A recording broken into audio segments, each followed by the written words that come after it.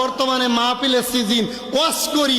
এক হুজুরে ফোন দিছে গতদিন, আমারে বলে হুজুর একটা ডেট দেন। দিলাম, তা বলে হুজুর আপনার টাকা কত লাগবে? আমি কই ভাই আমি টাকার বিরুদ্ধে ওয়াজ করি। কই গত রাত্রে এক হুজুরে বলছি হুজুর একটা ডেট দেন। কই ডেট তো নিবেন, জানেন আমার ভিজিট কত? 80,000, 60,000, 70,000। এটার বলার লোকের তিনটা গুণ আছে। আল্লাহ রসুল বলেন যার ভিতর ঈমান থাকবে, তাকওয়া থাকবে, আল গিবাদু আসাদ্দু মিনাজ জিনা, ওই লোকটা কোনোদিন জিনা করে না, ওই লোকটা কোনোদিন গিবাদ করে না। ঠিক কিনা? দুই নম্বরে তাকওয়া ভিত্তিক লোক কোনোদিন হিংসা করে না। আল কারিমু ইজা ওয়াদা, ওয়াদা করলে ভঙ্গ করে না। ঠিক কিনা জোরে কোন? যার ভিতর তাকওয়া আছে, আর তাকওয়া হাহুনা, আর যার ভিতর তাকওয়া আছে সেই লোকটা আল কিবরিয়া আর রিদা, তার ভিতর অহংকার থাকে না, নিজেরে নিজে ছোট মনে করে। ঠিক কিনা জোরে কোন?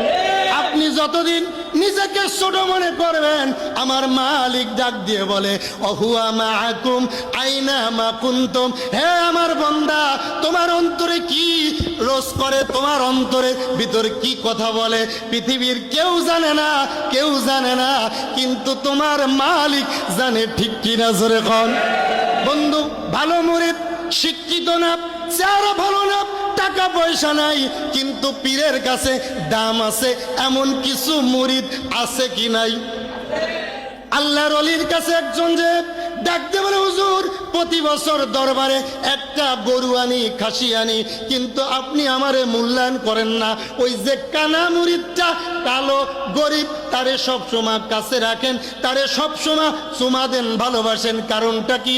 আমার কেন মূল্যায়ন নাই? পিসা হুজুর আল্লাহর ওলি ডাকতে বলে বাবা পরীক্ষা যদি করতে যাও, প্রত্যেকে এক একটা ছুরি হাতে নাও, আর এক একটা কবুতরের বাচ্চা হাতে নাও, সবাই জবাই করে আনো, কিন্তু একজন জানো, পৃথিবীর কেউ জানো না দেখে। শর্ত দিছেন কয়টা?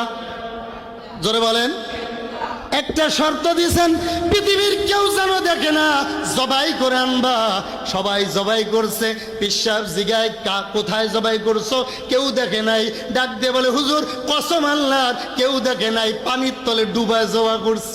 আরেকজনে জিগায় তুমি কি করছো? হুজুর পৃথিবীর কেউ দেখে নাই, ল্যাট্রিনের ভিতরে যে জবাই করছি। আরেকজনে জিগায় তুমি কোথায় জবাই করছো? ডাক দিয়ে বলে হুজুর পৃথিবীর কেউ দেখে নাই, ঘরে দরজা দিয়ে জবাই করছি।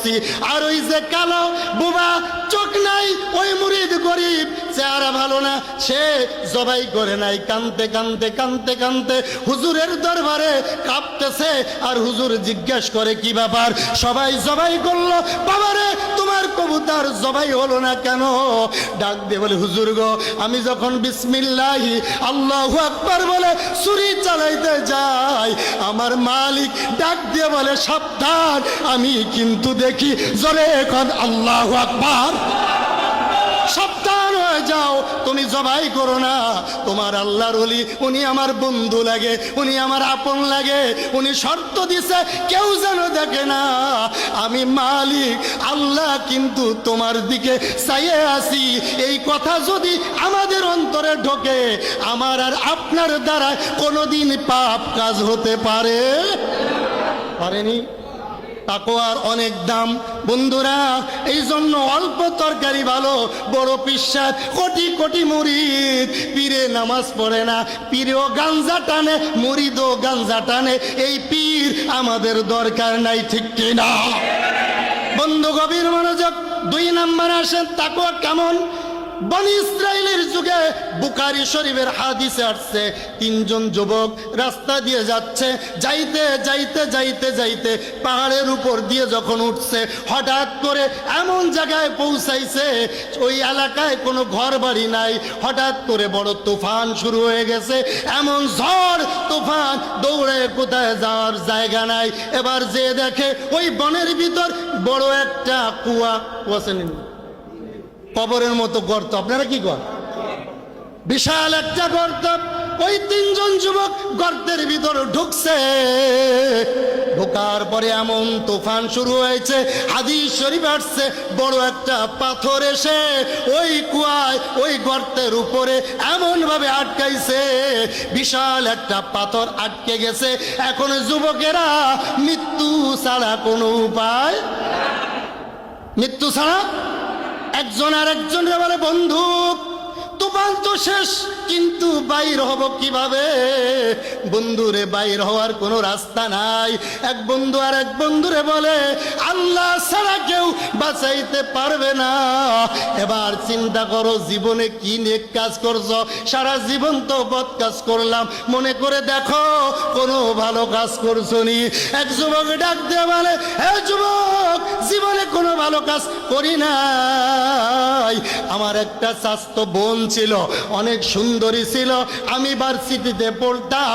আমার হঠাৎ করে চাচাতো বোনের পর লোভ হলো। আমার লোভ হওয়ার পরে চাচাতো বোনেরও ছিল গরিব, টাকা ছিল না, আমার ছিল অনেক টাকার মালিক, ধনী পরিবারের ছেলে। চাচাতো বোনরে কিছু টাকা পয়সার লোভ দিলাম, এমন পর্যায়ে এক পর্যায়ে রাজি করলাম খারাপ কাজ করব। ওই অন্ধকার একটা ঘরের ভিতরে চাচাতো বোনকে আমি নিয়ে গেলাম, কিন্তু বোনটা গরিব হলেও বোনটা ছিল ইমানদারিনী, নামাজি। এবার ঘরের দরজা বন্ধ করে আমি খারাপ কাজ করার জন্য রেডি হয়ে গেলাম। আমার চাচাতো বোনের দেখি চোখ দিয়ে পানি, ডাক দিয়ে বলে, ভাই রে, এই সতীত্বটা জীবনে টিকায় রাখছি রে ভাই, জীবনে কোনো খারাপ কাজ করি নাই। অল্প কিছু অর্থের লোভ দিয়ে, এ ভাই তুই যে আমার সাথে খারাপ কাজ করবি রে ভাই, পৃথিবীর কেউ দেখবে না, কিন্তু রে আমি চেয়ে দেখি রে, আমার মালিক বারবার চেয়ে দেখে। এ ভাই, আল্লাহরে ভয় কর, তাকওয়া অর্জন কর, কিয়ামতের দিন জাহান্নামের আগুনে জ্বলতে হবে। এই কথা বলার পরে আমি যুবক আল্লাহু আকবার বলে দৌড় দিছি। আমি আর খারাপ কাজ করি না। ও মালিক, এই কাজটা যদি তোমার দরবারে ভালো লাগে রে মালিক, পাথরটা একটু সরাইয়া দাও। এই কথা বলতে দেরি আমার আল্লাহ পাথরটা 1 বিঘত সরাই দিছে। জোরে এখন আল্লাহু আকবার। 2 নম্বরে যুবক ডাক দিয়ে বলে, হায় রে, পাথরটা 1 বিঘে সরাইছে, এই পাথর দিয়ে এতটুক জায়গা দিয়ে আমরা কেউ বাহির হতে পারবো না, আরো সময় আরো জায়গা দরকার। আর এক যুবক ডাক দিয়ে বলে, যুবক বল, তুমি কেমন কি কাজ করেছো? জীবনে কোনো ভালো কাজ করেছো কি না? ডাক দিয়ে বলে, না না, আমি জীবনে কোনো ভালো কাজ করি না, তবে আমি কাটুরিয়া ছিলাম, কাঠ কাটতাম। আমি যুবক প্রতিদিন কাঠ কেটে জীবিকা নির্ভর করি, কিন্তু আমার একটা আমল ছিল, আমার মা বাবা ছিল বৃদ্ধা এবং বৃদ্ধ।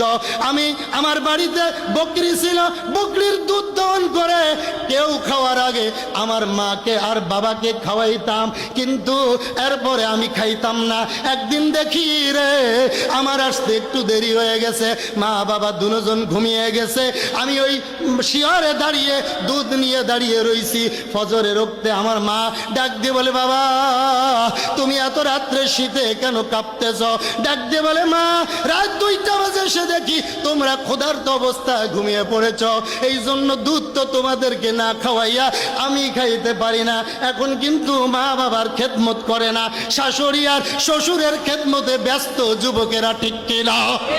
বন্ধু গভীর মনোযোগ, ভালো করে বুঝবেন। মা ডাক দিয়ে বলে, ও যুবক, আমি তোর জন্য দোয়া করে যাই, জীবনে কোনোদিন যদি বিপদে পড়ো রে যুবক, আজকের কাজটার জন্য দোয়া করে যাই রে যুবক, আমার আল্লাহ এই কাজের জন্য তোর সব বিপদ মার্জনা করে দেবে। জোরে কোন সুবহানাল্লাহ। আয় আল্লাহ, ওই দিনের কাজ যদি তোমার দরবারে ভালো হয়, পাথরটা একটু সরায় দাও। বলতে দেরি পাথরটা আর 1 বিঘত সরিয়ে গেল। এবার 2 যুবক ডাকতে বলে, ভাই 2 বিঘত যেহেতু সরছে, মাথাটা ঢোকে না ঠিক মতো, তোমার জীবনে কি ভালো কাজ আছে বলো। ওই যুবক কান্দে আর বলে, আমার জীবনে কোনো ভালো কাজ নাই, তবে মনে পড়ছে একটি কাজ। আমার বাবা ছিল ধনী, আমাদের বাড়ির থেকে বিভিন্ন জায়গা থেকে বাড়িতে এসে কাজ করত, রংপুর, দিনাজপুর বিভিন্ন লোকেরা। একদিন কাজ করতে করতে এক যুবক টাকা পয়সা না নিয়ে অসুস্থ হয়ে বাড়িতে চলে গেছে। 1 সপ্তাহ টাকা পাবে, সবাইরে টাকা দেওয়ার পরে যুবক 12 বছর ধরে আর খবর নাই। ওই যুবকের টাকা দিয়ে আমি একটা বকরি কুড়াই করে পালতেছিলাম, যুবকের অপেক্ষা করতেছিলাম। 12 বছর পর আমার একটা বকরির পাল হয়ে গেছে। 12 বছর পর ওই লোকটা যখন আসছে, ডাক দিয়ে বলে, ভাই আমি যে 1 সপ্তাহ টাকা পাইতাম দিয়ে দেন। এবার বলে, যাও, ওই যে ছাগলের পাল দেখা যায় এটা সব তোমার টাকা দিয়ে কিনা, তুমি নিয়ে যাও। যুবক ডাক দিয়ে বলে, আমার কাছে কি, আমার সাথে কি মস্কারি করতেছেন কিনা? কয়, না না যুবক, তোমার টাকা দিয়ে কিনা, নিয়ে যাও। আমি ছাগলের পালটা পুরা দিয়ে দিলাম। ওই যুবক ছিল গরিব, যাওয়ার সময় একটু দোয়া করে গেল, মালিক রে, এত ভালো মানুষ দুনিয়ার জমিনে আর কেউ নাই। এই যুবক যদি কোনোদিন বিপদে পড়ে মুসাফির দোয়া করে যায়, মালিক রে তুমি তারে সারাই নিও। ওই মুনাজাত করে ডাক দিয়ে কয়, আল্লাহ গো, ওই দিনের ভালো কাজটা যদি তোমার দরবারে পছন্দ হয়, তুমি আমাদেরকে বাঁচায় দাও। এবার পাথরটা আর 1 বিঘত চড়ে গেল। এবার 3 জন বাহিরে আসা আল্লাহর দরবারে সিজদা দিয়ে ডাক দিয়ে বলে, মালিক রে, তুমি যে এত দয়ালু, তোমার যে এত মোহাব্বত, তুমি যে মানুষকে এত ভালোবাসো, জানতাম না।